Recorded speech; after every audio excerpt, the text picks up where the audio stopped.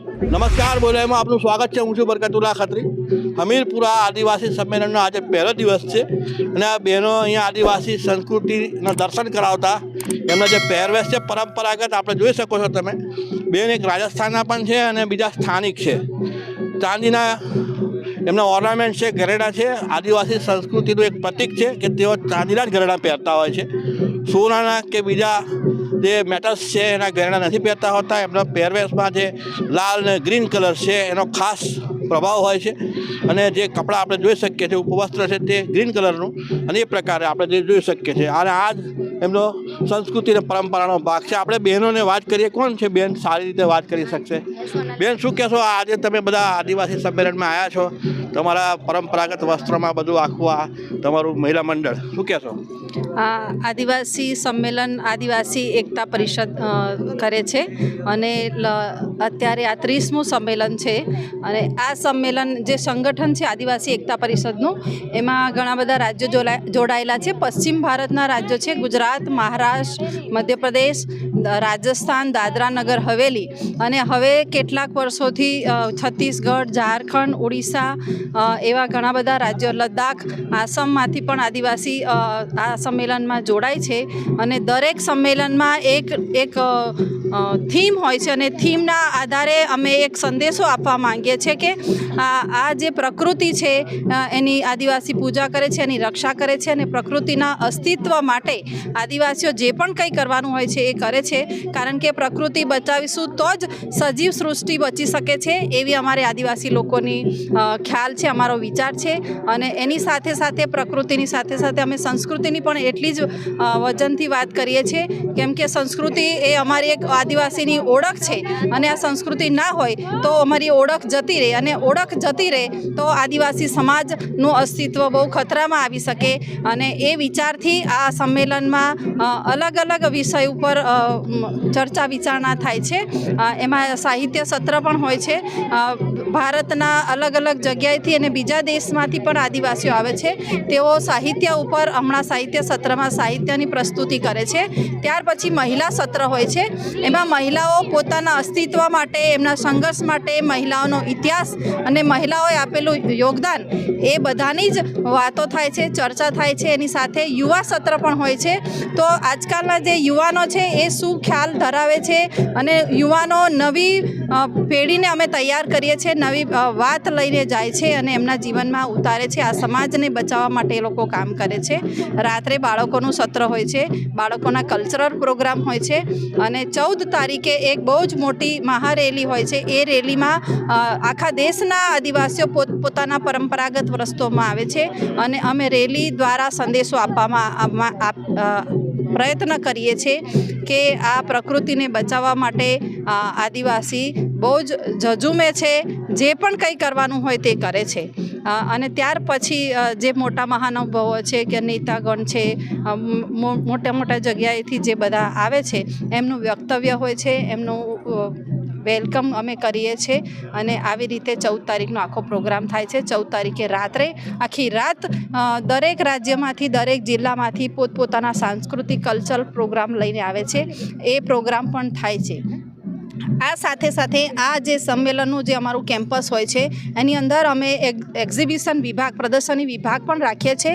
એટલે જે કલાકારો છે, જે આદિવાસી કલાઓ છે અમારી, એના પણ અમે સ્ટોલ કરીએ છીએ અને એની સાથે સાથે આદિવાસી પરંપરાગત ખાણીપીણી જે છે તો એ ખાણીપીણીના પણ સ્ટોલ રાખવામાં આવીએ છીએ। એટલે અમે એવા બધા પ્રયત્નો કરીએ છીએ કે માતૃભાષાથી લઈને, ખાણીપીણીથી લઈને, સંસ્કૃતિથી લઈ અને વિચારો, અધિકાર, આંદોલન, સાહિત્યકારોના સાહિત્ય અને મહિલાઓ, બાળકો, એટલે દરેક વર્ગને આવરીને એનું મહત્ત્વ સમજાવવાનો અમે પ્રયત્ન કરીએ છીએ। એટલે આદિવાસી સંમેલન અમારા માટે ખૂબ મોટો ઉત્સવ કહી શકાય।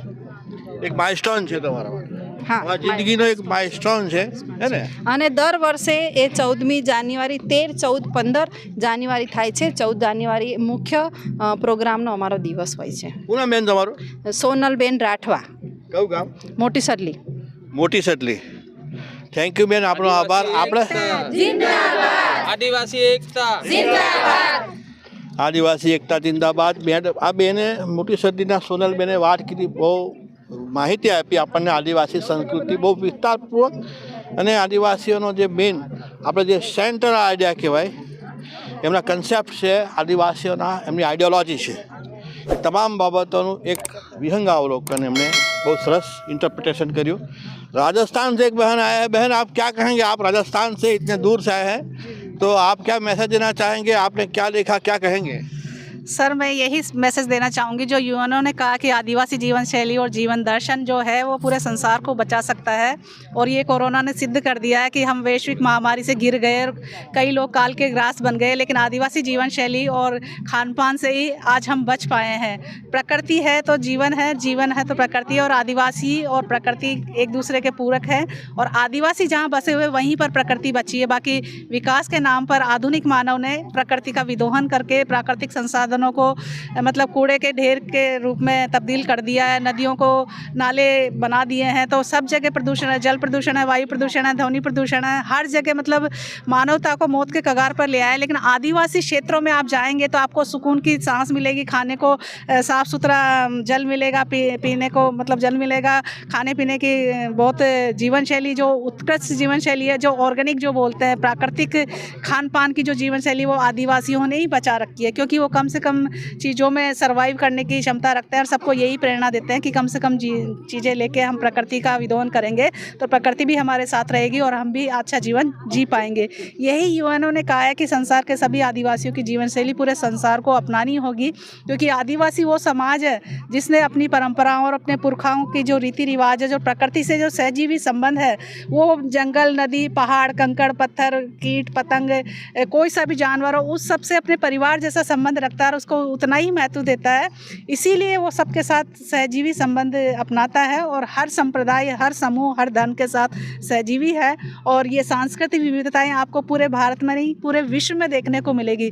संसार के लगभग 190 देशों में से 90 देशों में हम आदिवासी रहते हैं, और हमारी जो आबादी है लगभग 50 करोड़ से भी ज़्यादा है। और आपको आश्चर्य होगा कि जानकर कि संसार के सबसे ज़्यादा आदिवासी भारत में रहते हैं, और भारत में रहने वाले आदिवासियों का अगर आपको विहंगम दर्शन करना है तो आप इस सम्मेलन के माध्यम से कर सकते हैं।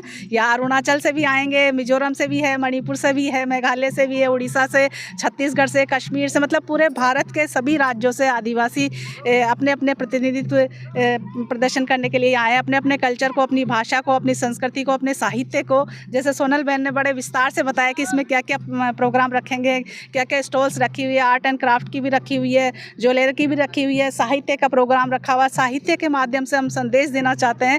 मुख्य धारा साहित्य समाज का दर्पण होता है, आज तक हम सब लोग पढ़ते आए हैं स्कूल, कॉलेज, महाविद्यालय और पत्रकारिता में और सूचना के माध्यम से, लेकिन आदिवासी साहित्य हर जगह से गायब रहा है। तो इसलिए अब आदिवासी समाज खुद आकर अपनी भाषाओं में, अपनी बोलियों में साहित्य लिख रहा है और बोल रहा है। ऐसे सम्मेलनों के माध्यम से राष्ट्रीय ही नहीं अंतर्राष्ट्रीय स्तर पर एक संदेश दे रहा है इस 30वें सांस्कृतिक आदिवासी सम्मेलन के माध्यम से, क्योंकि विदेशों से भी 10-15 लोग आदिवासी समाज के जो यूएनओ में स्थायी सदस्य हैं और आदिवासी हक अधिकारों के लिए कार्य कर रहे हैं, वो लोग भी यहाँ सहभागी हैं। अमेरिका से भी आए हैं, ऑस्ट्रेलिया से भी आए हैं, कनाडा से भी आए हैं, नेपाल से भी आए हैं, और भी कई जगह से आए हैं जिनका मैं मतलब ठीक से परिचय नहीं दे पा रही।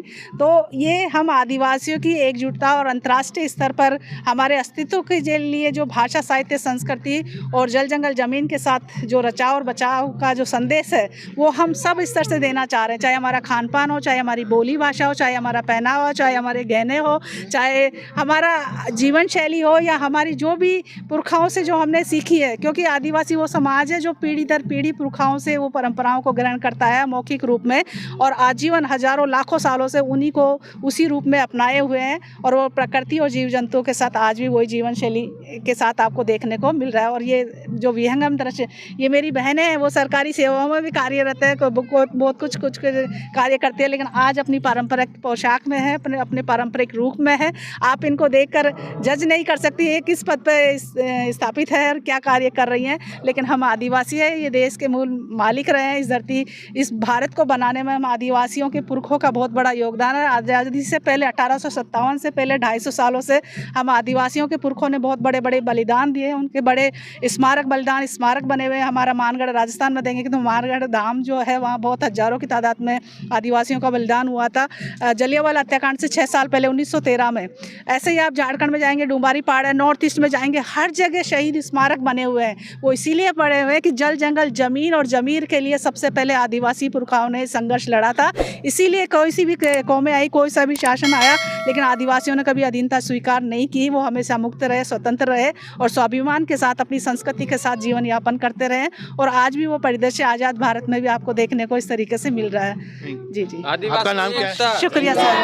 आदिवासी एकता। जी, मेरा नाम, मैं डॉक्टर हीरा मीना हूँ, राजस्थान से हूँ और आदिवासी साहित्य पर लेखन कार्य भी कर रही हूँ, अपनी भाषा साहित्य संस्कृति के लिए कर रही हूँ। और मैं पूरे देश भर के राष्ट्रीय आदिवासी समाज के अंतर्राष्ट्रीय स्तर से मैं भी प्रोफेसर हो मैडम?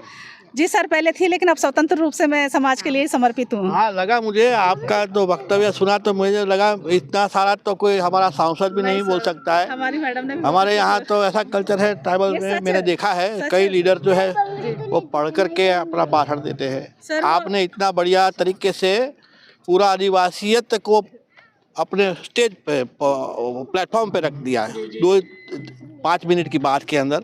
लेकिन राजस्थान से आप आए और पूरा जो आदिवासियत को है पूरे दुनिया का, प्रकृति का जो है मानव समुदाय से जो नाता है, इकोलॉजिकल बैलेंस भी हम कह सकते हैं। जैसे हम तो प्रकृति के साथ जो है उनका दोहन करते हैं, आपने बताया बहुत अच्छा।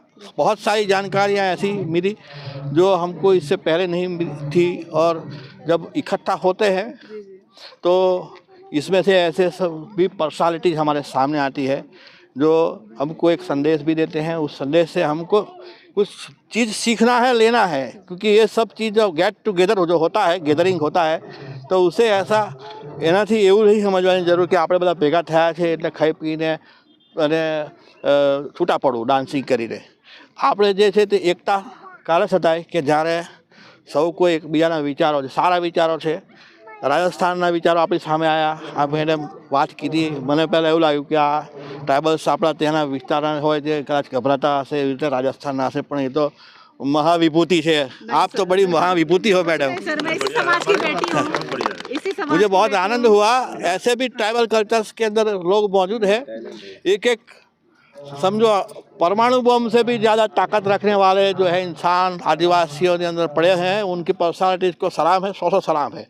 मैं खुद आपको सलाम करता हूँ. रगों में ऐसा ही खून दिया है सर. पुरखों ने हमारी रगों में ऐसा ही खून दिया है सर, जो हमें परमाणु अणुओं की जरूरत नहीं. हम अपने हाथ पांव से परमाणु बम जो है उसमें ताकत बहुत बड़ी होती है. हम परमाणु बम जैसी ताकत मतलब कि हम जो है इतना ताकतवर इंसान होते हैं.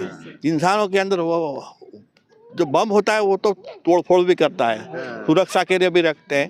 लेकिन हम जो बता रहे हैं परमाणु बम मतलब ऐसा नहीं, उसमें एक विभंजन है, उसकी एक प्रक्रिया होती है साइंटिफिक. प्रेम और शांति से बड़ा कोई हथियार नहीं है, उससे बड़ी कोई कड़ी नहीं है, उससे बड़ी मानवीयता नहीं है जो आदिवासी पूरे संसार को सिखा रहे हैं सर. ये प्रेम मानवीयता का अणु परमाणु बम बनाइए जिससे पूरे मानव खुशहाल रहे. क्योंकि ये धर्मनिरपेक्ष राष्ट्र है भारत और सब विश्व का सबसे बड़ा लोकतंत्र है. और इसमें सारी सांस्कृतिक खूबियाँ आपको देखने को मिलेगी. इसमें हर धर्म है, हर समुदाय है. इसके अलावा आदिवासी भी है जो उनसे अलग पहचान रखता है और सब बड़े हंसी खुशी से रह रहे हैं सर. शुक्रिया सर. Thank you. जो आपे बोला यूट्यूब चैनल सब्सक्राइब न करी હોય તો સબસ્ક્રાઇબ કરી બેલ આઇકન જરૂર દબાવો.